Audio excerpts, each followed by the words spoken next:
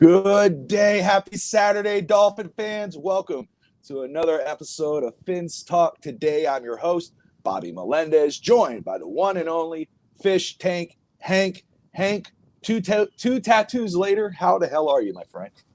My back is juicing a bit right now because I just got the tattoo the other day, and it's pretty big. It's about a quarter of my back or something like that. I don't know.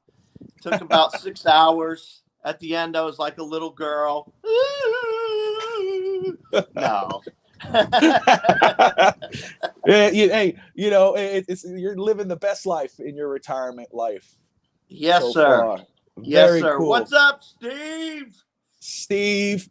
Evan, everyone tuning in, thank you. Whether you're watching on YouTube, Twitter, Facebook, I appreciate you. Smash that like and subscribe button as you're watching Fins Talk today with Hank and Bobby, the Fish Tank, and Bobby Fins Talk. What's up, Ender? Clean? Yeah, Hank. Yeah, it's kind of clean, isn't it? Okay, so yeah. Hank, it's I been. had to do it. I've been getting hot here in Florida. Yeah, that's right. Yeah, you can see before the show. Streak from the Miami Dolphins. So let's talk about that. We're going to talk about, obviously we're talking Miami versus Buffalo. Big game tomorrow. AFC East matchup. Both teams undefeated. Both teams riding high.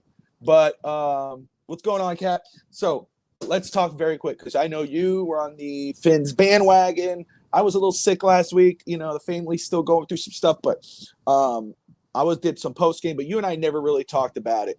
What's up, Cat for Life? Damn, 2 weeks in, 2-0. We both predicted 2-0 starts. The scores were different. I had it last week, 17-14. What was your score again? I don't remember. You don't remember. It was 35 something, but you had a win with the what did you? Baltimore. I think you did. But anyway, doesn't matter. Yeah, I had a win. Miami had 2 wins. It was amazing. Started off. The guy. Look, Bobby. I hate to interrupt you. You know, I hate doing that. Yeah, but you know, I'm the guy that was sitting there saying they're gonna go at least 3 out of 4, and you're like, I'll be happy with 2. Are you still gonna be happy with just 2 wins, Bobby? I don't think it's gonna be just 2 wins.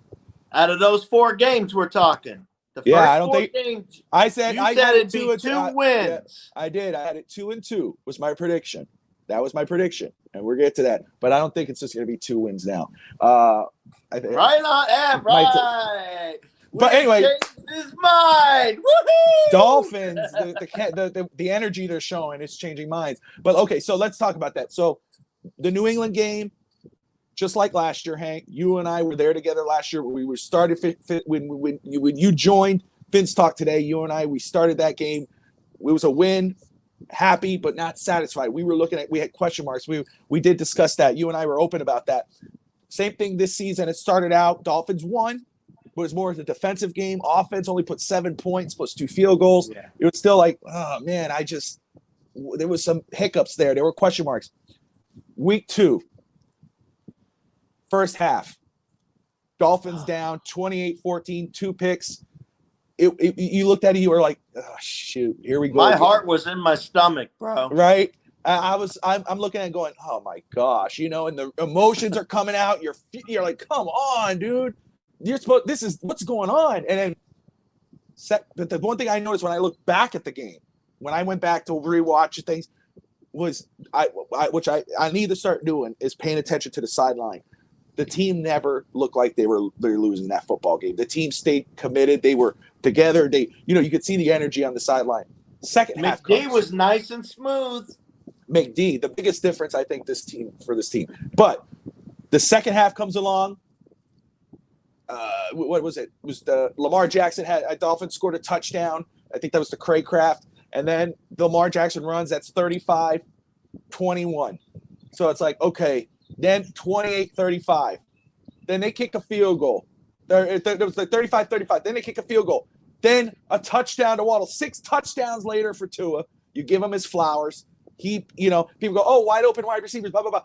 Stop with that crap. First of all, that's why you go get Tyreek Hill. That's why you have Jalen Waddle. And good for Gesicki for coming up with a big game after laying a duck in the first game. I mean, Craycraft, you get those guys. to give Tua opportunities. And he took the opportunity to do it. And he stood up in that game. You and I both. What's up, God Soldier? Appreciate you coming on. I'm going to tell you. Oh, yes. I love this. It's the fresh air. I love coming out here for Feds Talk today. I usually do it outside because I like the fresh atmosphere, and I appreciate you enjoying it.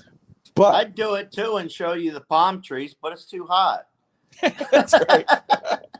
But Hank, man, so what was I going to say? I said it on Bottoms Up, Fins Up. Because the one key thing, and you and I have both discussed this, I told people, if you haven't watched, go back and look at some episodes of what me and Hank have talked about throughout the season, throughout the off season, about what we got to look for in Miami or with the core. It's consistency. It's, he had you look at the numbers, decent game in game 1, big game in game 2. This is going to be a big game in game 3. And that quarterback situation is always going to be big until they finalize it and we know the real deal. Coaching situation is a whole different story. I'm here to tell you, after 2 weeks, there is no question mark on the coaching situation. There is no Sean Payton at the end of this football year. There is no nothing at the end of Mike McDaniel in just 2 weeks has proven that he's the guy. And yes, I understand it's 2-0, 2 weeks. Dolphins could lose the next whatever straight and be out, whatever. But I'm telling you, the reason why I'm saying this, Hank, is the energy of this football team. They came back all the way. It wasn't a shootout. I've seen somebody say it wasn't a shootout. That was a big-ass comeback. And that's bigger than a shootout. The shootout might happen this Sunday, tomorrow, against Buffalo. That might be the shootout. But this was a comeback, and this was a damn big comeback. And, yes, you give Tua his flowers. He deserves it through 6 touchdowns, best game of his pro career. But that guy in the sideline, McDaniel, because who said this? I think it was Mike the Hebrew Hammer. He had said that if it was Flores in that Baltimore game, we would have saw Teddy Bridgewater out there in the second half when the Dolphins were down that big after 2 interceptions.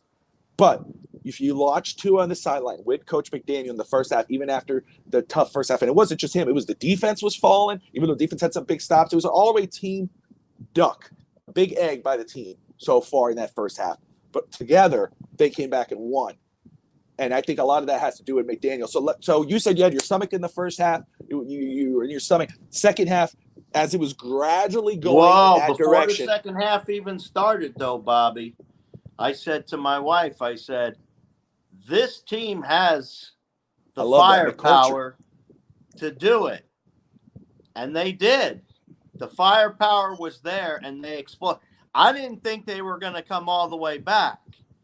But I was sitting there saying to myself, this team has firepower at halftime. I'm like, what are they doing? They're not scoring any points. They have all this firepower. It's stupid. I was going through the whole ring, and I was like, this is not making any sense. And then the second half started. Go ahead, Bobby. Tell you second half. No, I was going to say, so you said that to your wife. You're watching this happen. So, we all have these moments. There's these games throughout the Dolphin years, especially recently, where you go, man, it's over. And Evan says he said that on Bandwagon. So there you go.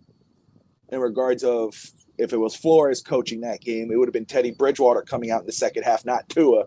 But we all have those games. The Miami Miracle, where you thought it was over. Tannehill comes out with Drake and Parker and Stills. And he's like, and this will end it. I just saw it on a Coors Light or a Bud Light commercial. They had that play, and it was I remember telling my daughter, goes, Daddy, can we go outside now? And I said, honey, I thought we had lost. I'm like, I stayed till the end. I always stay till the end. I remember going, let me just finish this play. We're coming. So I got up from my chair. I just wanted to see the final minute, the seconds come down. And I remember they go, and this will end it, or will it? He doesn't have the angle. I went, oh my God. And we won. It was amazing feeling. You thought it was over. And then, of course, the Baltimore Ravens, when the Dolphins were 0-13 or whatever, and Cleo Lemon and Coach Cameron and Camarillo. Camarillo's in motion, hits it, beats it, touchdown, and oh my God! So those moments, but this one right here is a different feeling because it was such a big comeback, and then to steal the deal with that touchdown to Jalen Waddle. Then seeing the energy throughout this week. the smiles on the face of the quarterback of Tyreek. These guys have not even played a full season. They just had an off season. And Hill was leading this Tua train, the hype, saying all this stuff, hyping his quarterback up. And then to see these guys in their second week together, leading the league in their categories. But also what's bigger to me is not that, because that goes change during the season. We'll see how it goes. But the chemistry of these two guys, Hank, man, 2 weeks in, before we get into this Buffalo game, I know you had high expectations. So far, they're being met. How are you feeling about this football team and those guys together with Coach McD? I want to start with the feeling that first I'm feeling right, because I'm not too right too often. So I like that feeling. There we go. No, I'm just kidding. No, I thought that the Dolphins really failed in a lot of ways in that game. Yeah, there was a big success, and we came back with the win. That was the offense that brought us back. And, yeah, the defense stood up. They bent, but they didn't break. How many sacks were there, Bobby, by the Miami defense? 0. How many pressures were there by the Miami defense? Maybe 3. That's a problem. That's a big problem when you're going up against the Bills next with Allen. So Miami better wake up and figure out the defense before it becomes their Achilles heel, because we don't need to swap this the other way. We want a balanced team, and this team is balanced.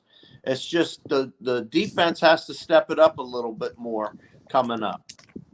Well, you know, you say that, and you're absolutely right. And it was kind of a switch, right? Week 1 was the defense who stood up, interception, fumble, touchdown.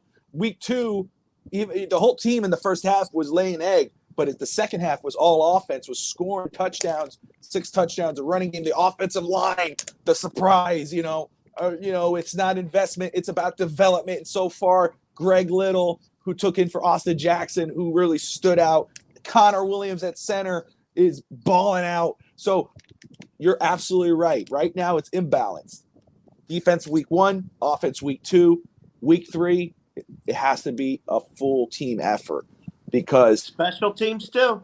No, 100% full team effort, because they let it go, dropped an egg. The first play of the game. You're absolutely right. So that sets a tone. I'll say no. You're 100% right, and this is what I'm going to say.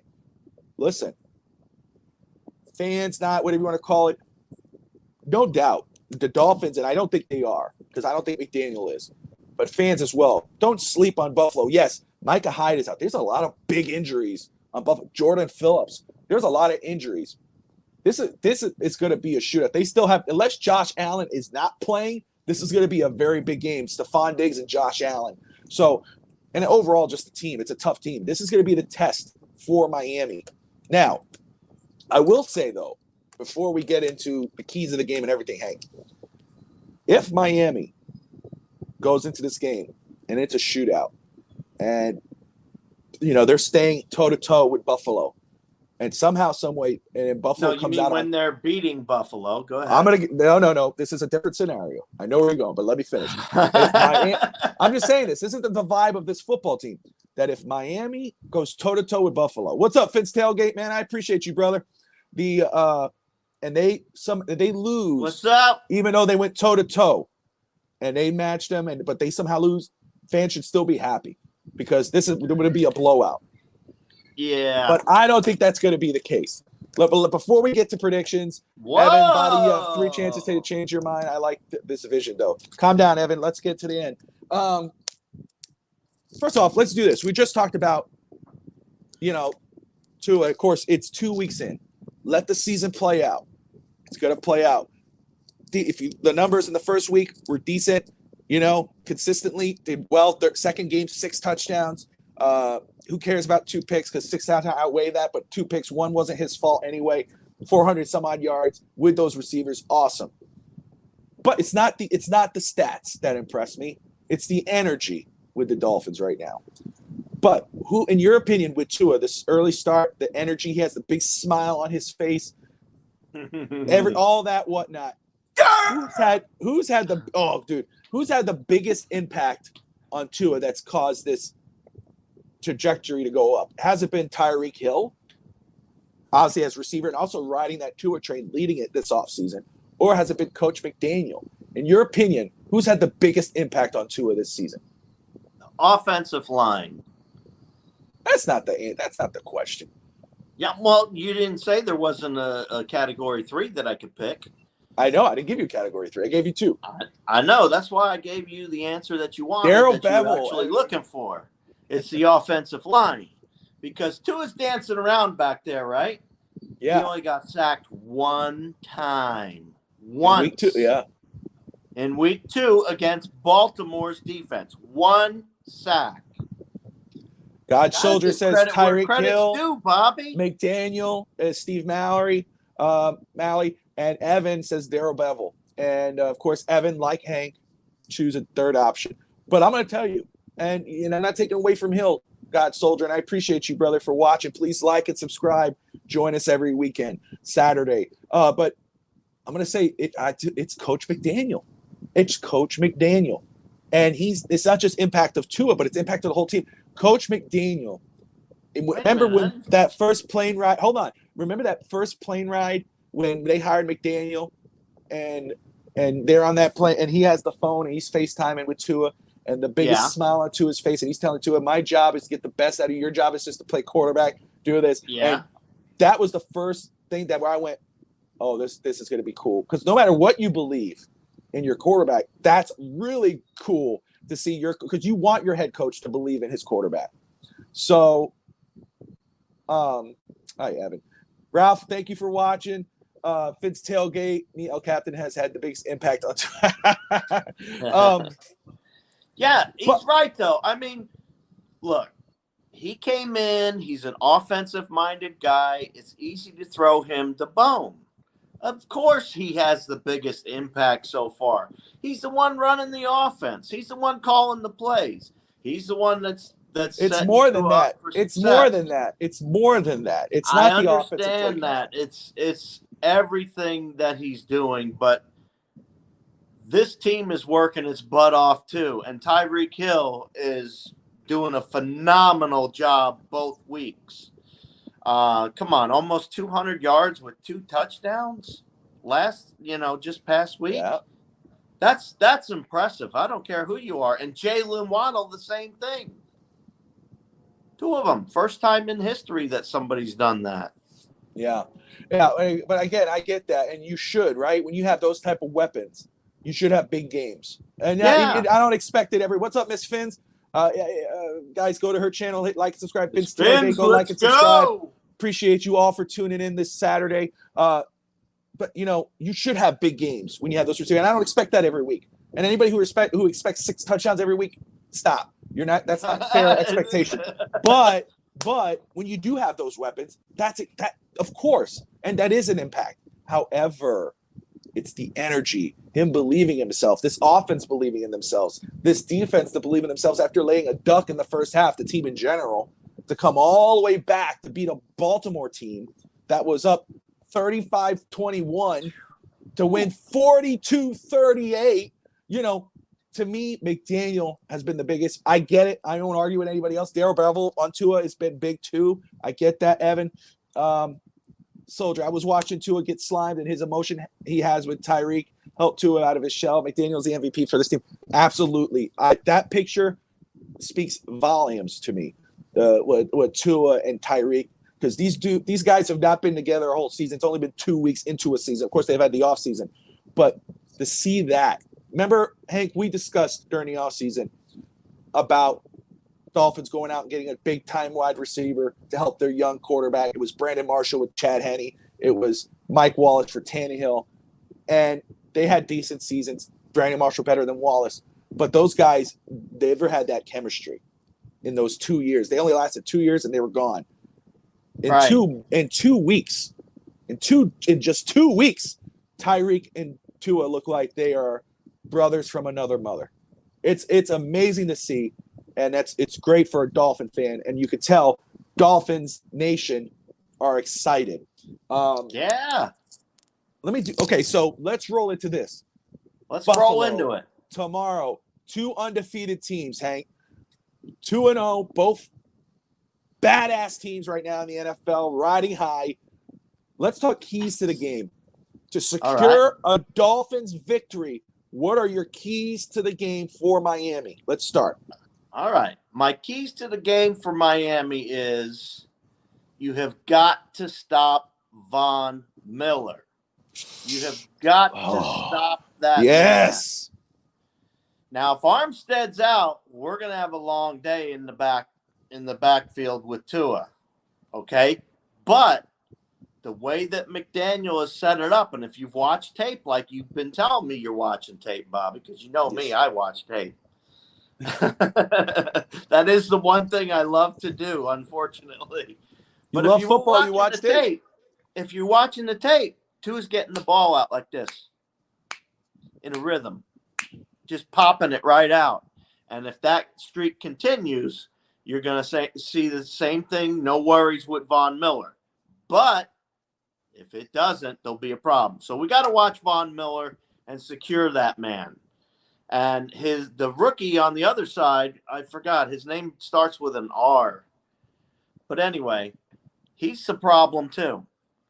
Because I've looked at some tape on him, and he's not looking bad either. Come on, Evan. What's the guy's name? You know everybody's names. Yeah, Ed Oliver is out. Micah Hyde, Jordan Phillips, Poyer.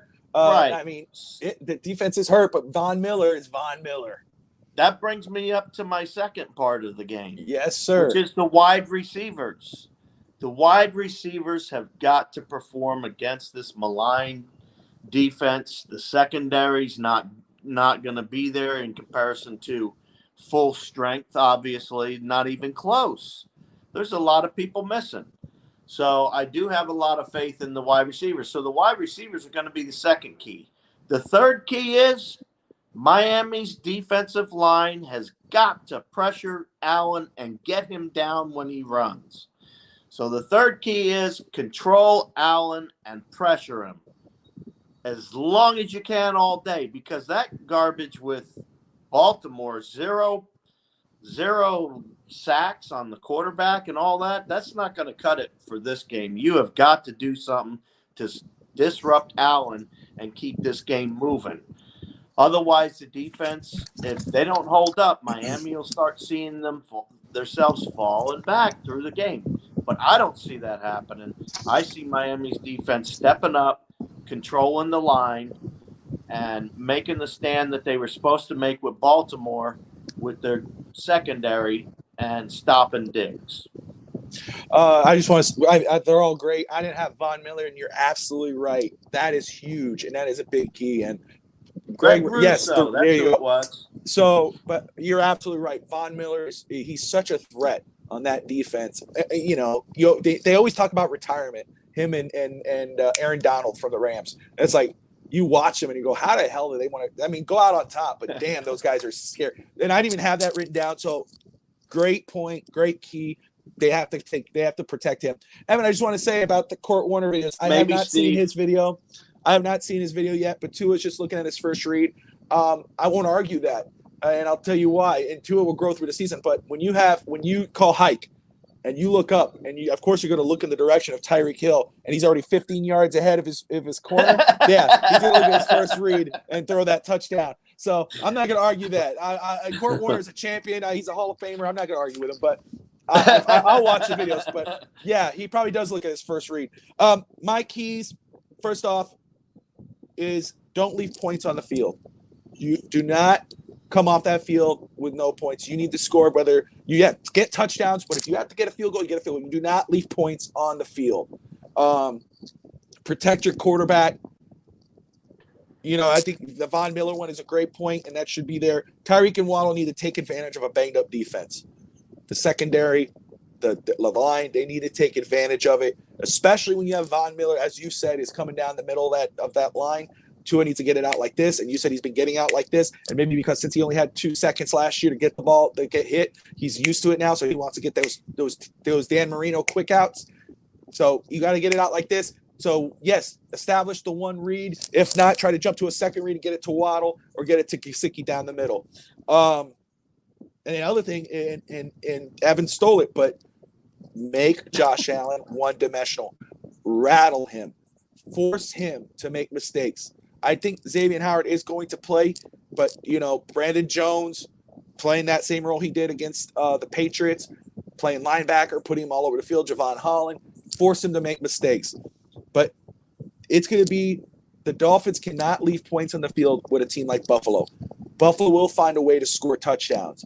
That's what Allen does. Stephon Diggs. Hank, I think you brought it up on Twitter this week about Stephon Diggs. You've been talking about him too with Tyreek. Dude's one of the top receivers in the league. Dolphins the corners are gonna have a tough job.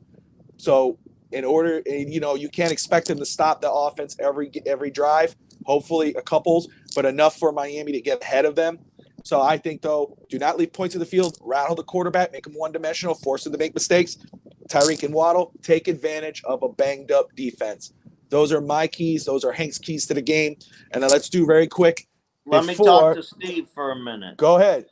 Yes, Steve, Buffalo backups can start on any team. They're a well-oiled machine. Definitely their backups can do that.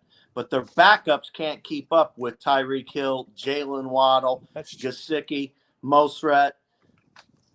There's just too much speed. There's just too much.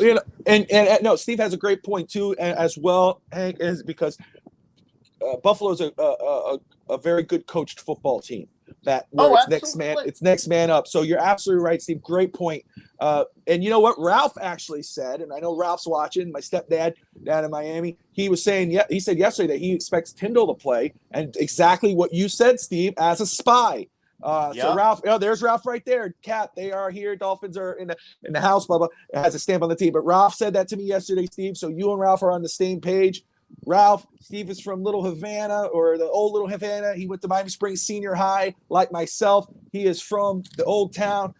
So pretty cool that you guys are on the same page. Fins up, Ralph. Hank, let's do our pick'em before we get to this Buffalo game. All right, let's get to it. All right, man. Let's first start off with the AFC East. We'll start with the four AFC East teams, then we'll go into another game. But right now, the Jets against the Bengals. The Bengals, some people are calling them pretenders after they just left the Super Bowl. Jets have been kind of a surprise this season. Who wins this football game in your opinion? The Jets. Whoa, really? Okay. Very cool. The Jets defense is going to be beaten up on Burrow just like everybody else. The Jets have a good defense. Don't slough on their defense. No. Hey, what's up? First, they're almost, their defensive line is one of the better ones out there, in my opinion. I just saying what's been happening to Burrow. If that continues, I see the Jets pulling the win. I think that's fair. You're ballsy today with those tattoos. Getting ballsy on me. All right. But I was going to say. You get a couple scratches on you from a tattoo. And I'll say this. Hey, I'll say this. Remember this offseason, people were laughing. We talked about this after the draft, you and I both, that after the offseason, everybody were laughing at the Jets. Tyreek chose the Dolphins over New York. Of course he would.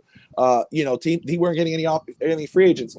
But that draft class, Gardner, Wilson, et cetera, they had a pretty damn good draft. So, and they're starting pretty hot. So I think that's fair. I think the Bengals win this football game, though. I think that these guys, they figure it out. They beat the Jets this week. And then they go into Thursday Night Football against a hot Miami Dolphins team. And we'll get to that later. Anyway, Patriots, Ravens. Ravens just lost a big game, 42-38. They might be deflated. The Patriots are what? The Patriots. What are you thinking? Ravens. I got the Ravens as well. There's too much Jackson all day long for the Patriots. Ravens. What's up, Hippie? Thank you for tuning in. I appreciate you. You're watching Fins Talk today on the Fins Talk Sports Even though you're for the Bills. Hey. Oh, damn! You are about to. No, that's all right. Everyone's welcome. Fins Talk Sports. We're gonna kick your ass tomorrow, but we appreciate you being here. Smash that like and subscribe button, guys, for some great Dolphins content, great sports content on the Sports Network. Thanks. That's awesome. All right. Now, let's first go to these two NFL games before we get to the main game we're going to discuss to do our prediction. Bengals over Bengals 49ers. Who do you got? Broncos 49ers. Broncos 49ers. Yeah. Broncos 49ers. I have the 49ers, even though they're at the Broncos. I think Jimmy G is gonna step up and show why he wants to be the quarterback. I think you're gonna see his best game. I think that's a great point. I think you're right. Well, in regards of Jimmy G, he's going to have a chip on his shoulder. They benched him in favor of Trey Lance. They look smart. They gave him that extra money to stay. They didn't trade him. Now Trey Lance is out. You put Jimmy G in. And remember, this was a Super Bowl contending type of team last year. They have a chance to continue to do that with Jimmy G. So I don't think you're wrong. I will go 49ers over Broncos as well. And then, of course, Raiders, Titans. Both teams, Titans have been going like this. They got blown out by Buffalo. The Raiders, Devontae Adams, Derek Carr, they lost. I think they're 1-1. I don't have it in front of me. Excuse me. Hackett's 2 games in. Broncos have the roster to be a playoff team. We'll let it sit and sing, but I get what you're saying. Who do you got? I got Titans over the Raiders. I think Derrick Henry, Tannehill figured out they get a win here against the Raiders. What do you got? I think the Raiders are going to win. You got the Raiders? Yeah, I think the Raiders. Fair. The Radiators? I don't know. I still think Derek Carr has a little something left to show off. And he hasn't been clicking that great this year. And I think this is going to be the game where the Titans let him off the snide. Gotcha. All right. So, big game now. Our final pick. Dolphins versus the Bills at Hard Rock. Both teams 2-0. Both teams riding high. It's fun. The Dolphins were 40-1 Super Bowl odds. Now they're 25-1 Super Bowl odds. After Miami beat them, I just want to point that out. After Miami beat Baltimore. So, Hank, after Baltimore, they jumped. Hank, you first had it a tie. But when we did the first schedule came out, you flipped that for later in the year with the New England Patriots. That might change, obviously. But you added a win when we redid it before the start of the season. So, that's right. What's your final prediction, sir? Well, being the Buffalo Bills have so much troubles on defense, and we just have such an awesome group of wide receivers, just those 2 facts alone, Miami's going to score big. I see a 35-21 win by the Miami Dolphins. Say that one more time for me so everyone else. 35-21 win, the Miami Dolphins. Wow, okay. All right. Brett, predict the Fins to win. Pigs do fly. Steve has it 38-34. Miami over Buffalo. So I had it from when we first got the schedule to right before the season. I had Dolphins starting 2-0, and then I had them losing this one 38. Basically, they were 38-24. I had it here. Yeah. You're one of those naysayers. I know. Not naysayers. It's stop it. Anyway, talk to me about the reality of what you're going to pick now, though. Reality. This is more heart. Well, no. There's Tell more me heart about than the brain. reality you're about to pick right now. The reality is this has been changed. I have updated my prediction. The Dolphins will lose by 2. No, I'm just kidding. No, the Dolphins are going to win tomorrow. Yep. 35-28. Whoa, that's close to me. Close to you. Injuries are big for Buffalo, but I think more has to do with right now the energy in Miami. Evan, you live in a whole other reality. You live in virtual reality. Don't compare the Dolphins to win. Would you say you it's be not the realistic? realist and me being the dreamer, and we pick the same win? Uh-huh. Oh, forget about it. 2 weeks in, it's the energy. Dolphins, I had them both. I think we both had them going 2-0, but the energy of this football team is huge for Miami. And I think that right now, then, Bobby, do you still see the Miami Dolphins? Would you still be happy if the Miami Dolphins only won 2 of these 4 games? That's my question, Bobby. I don't think they will. I won't be happy. I just wanted to know. That's all. For the audience. I don't think it will be. You know what? Fins bandwagon is Tuesday. The game is on Thursday. We won't have a Fins talk today before then. So I know you guys will do your preview. But I will say is that I'm going to update that because I had them going 2-2. I think they're going 4-0. Whoa! They're going to start the season 4-0. That's what I'm saying right now. That's what I'm saying right now. First of all, I've always been on the bandwagon, but I'm on the reality. I'm not on the virtual reality bandwagon that Evan's on. I'm on the real bandwagon, and I'm going to tell you right now. No, you are. But I'm going to tell you right now that right now the energy of this Dolphins team is something we've never seen. There's been good runs to start the season before. There's been all that, but again, Hank, it's not all it's the energy of this football team that speaks different right now. And I think that Miami is going to win tomorrow. I said 35-28. You got it. 38-21. 35-21. All right. So right there. So we both have Bobby, wins. Yes, sir. I just want to tell you, I'm a realist too. I just take the positive direction. That's the only difference in you and I. And I like to tell people to tamper the thing, but I get it. But right now, everything looks great. There's nothing to tamper right now. There's nothing there because, and again, it's the energy. It's Coach McDaniel. Thank you, Steve. Evan, the wife is there. Appreciate you as always. I predict that Bobby will change the score again on OT. I will not, Evan. I will not because OT is realistic, and me and Brett are on the same page. We don't turn a blind eye. What do you mean Brett's on the same page? Brett's on the same page? How? You'll see tonight on Overtime. Bobby, my reality is Canadian. God Soldier, I appreciate you. Dolphins Realtor, Ralph, everybody who's tuned in today. Miss Fins, thanks, Borderlines, positive. Bobby's realism, Borderlines pessimism. Okay, Tati, just get off. There you go. Anyway, guys, thank you so much for tuning in to Fins Talk today. Hank and I both have wins tomorrow for the Dolphins. Of course, we hope it's reality. Tune in. You got Digging in the Trenches at 2 o'clock Eastern. I'll be there watching. You got Overtime tonight at 8 p.m. Eastern. And then you got the Dolphins against the Bills. 2-0 teams going against each other. Don't forget tomorrow night. You got Evan. You got myself. You got Justin. Maybe we'll have another person for the post-game show. It's going to be exciting. Hank is going to be at the game live. So You know it's easy to hype it up. He's been 2-0 so far since being in Florida. We've been 2-0 since we officially started the network. We are excited. Dolphins are 2-0. Let's hope we get 3-0. We both predict it. We will see you all next week. Hank will see you on Tuesday. I will see you later today. Fins up, everybody.